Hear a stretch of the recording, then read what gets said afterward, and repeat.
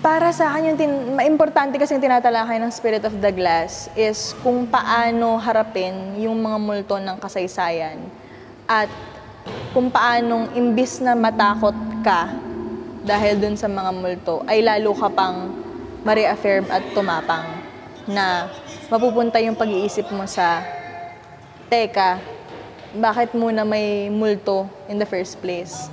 Paano magkakaroon ng hustisya? At paano sila matatahimik?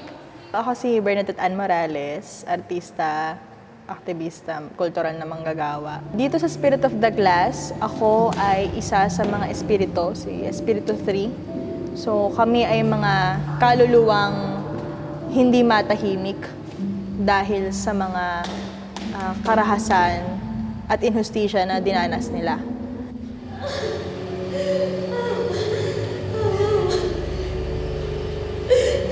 May mga sumunod pa!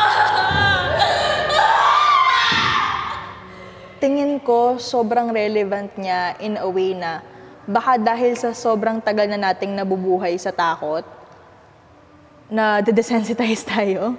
Pero ang kinakatuwa ko dito sa piyesa namin, at sana yun din yung maramdaman ng mga manonood pagka sila na ang nakakita, no, ay paano lalampasan yung takot na yun? Matuto kayo sa kasaysayan.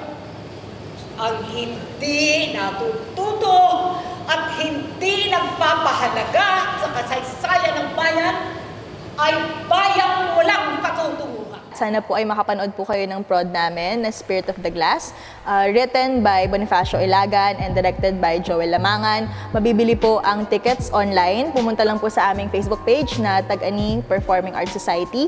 And then, ang aming show mismo ay sa March 8, 9, and 10. Meron kaming 2:30 p.m. show, merong 7 p.m. show. Ayun, see you po there!